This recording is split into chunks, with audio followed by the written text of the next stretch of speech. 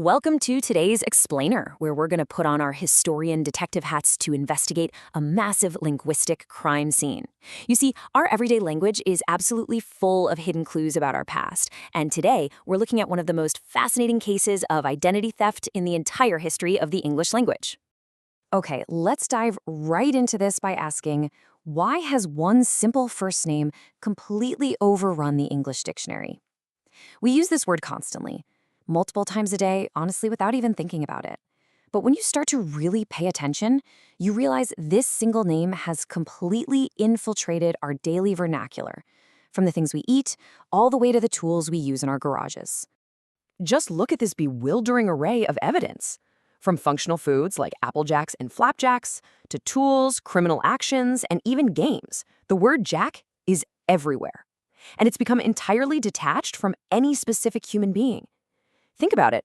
A lumberjack, a carjack, a hijack, jumping jacks, hitting the jackpot. How in the world did a personal moniker become a generic noun for so many seemingly unrelated things? Section 1. Profiling the suspect. Tracing a name's evolution. To solve this mystery, we first need to trace how this name builds phonetically. It actually starts way back in the 12th century with the Latin name Jacobus.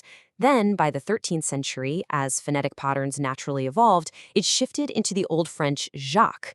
Moving into the 14th century, Middle English adopted it as Jack, which was actually pronounced with 2 syllables, kind of like Jackie. Eventually, in the modern era, it settled into the snappy one-syllable Jack, which, curiously enough, became the ultimate catch-all nickname for John. So here's the crucial point. By the late 14th century, because the name was just so incredibly common, Jack basically lost its individual identity. It transitioned into a generic and often pretty contemptuous label. If you were a young man of the lower classes, a peasant, or a working servant, society just collectively labeled you a Jack. It was no longer a personal name, it was a status marker for anonymous, working men. And this brilliantly illustrates the sociological class divide of the time, right down to the cards people played with. Originally, the English equivalent of the French valet card was the knave, a highly respectable serving lad. But this was soon replaced by the low-status term jack, which actually originated as vulgar slang from a working-class pub game called All Fours. Eventually, card makers adopted the low-class jack entirely, really just to avoid confusing the printed letters K for king and KN for knave. This linguistic scandal is perfectly captured in Charles Dickens's Great Expectations. The upper-class character Estella remarks with absolute disdain, he calls the knaves jacks. This perfectly highlights the upper-class shock and horror over this vulgar working-class slang infiltrating polite society and daily life. I mean, it was a literal linguistic scandal. Section 2. From Men to Machines, the Mechanical Servant. Now, our investigation uncovers a fascinating leap around the 1570s. There's a clear, logical progression to this labor shift. Step 1. A human servant, a jack, is employed to perform heavy, monotonous manual labor. Step 2. An ingenious mechanical device is invented to do that exact same heavy lifting or turning. Step 3. The lifeless device simply inherits the human servant's name. It's a remarkable historical transition where the physical object actually becomes the worker. Think about it. Whether you were a young boy turning a hot spit in a smoky medieval kitchen or a laborer lifting a carriage out of the mud, your mechanical replacement took your title.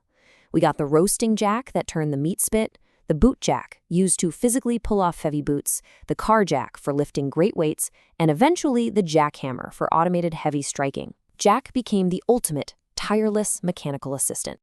Section 3. The Jack-o'-lantern Case File. A Halloween micro-mystery. This brings us to a highly specific micro-mystery in our etymological case file. So who exactly is the Jack in Jack-o'-lantern? We all know it today as a hollowed-out pumpkin with a scary face, but how in the world did an ancient Irish myth and 17th century British slang lead to a carved American squash? Well, the root of this actually lies in the natural world. Long before pumpkins were ever carved, people were deeply spooked by something called ignis fatuus, which is medieval Latin for foolish fire.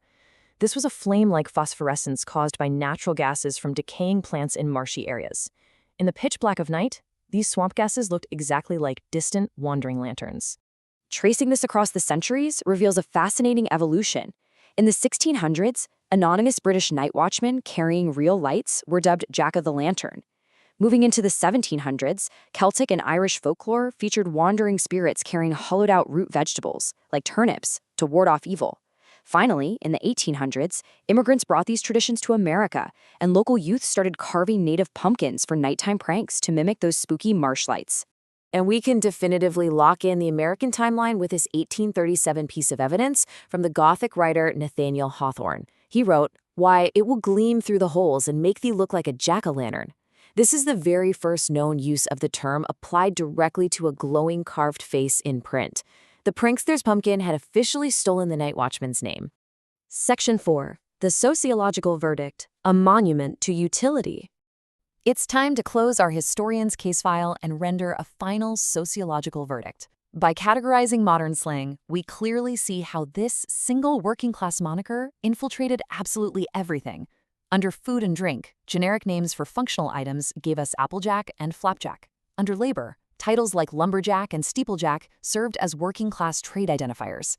And under action, words like hijack and carjack derived from highway jackers or the lifting tools themselves. This name became a massive linguistic sponge for all things functional, menial, and common.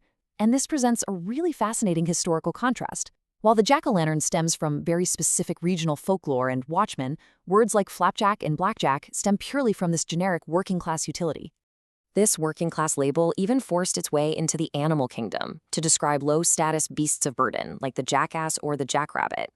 Perfectly reinforcing this gendered and class-based view of menial labor, the female equivalent is often a jenny, which, you guessed it, was another incredibly common lower-class servant name from the exact same historical era. As we conclude this explainer, I want to leave you with this mystery to ponder. The name Jack was stripped of its individuality to become a lasting symbol of common labor, lifting, and utility. What other everyday words are secretly monuments to forgotten working-class men and women? The next time you use a simple tool, eat a slice of cheese, or carve a pumpkin, remember the anonymous servants who quietly left their names on the world around us.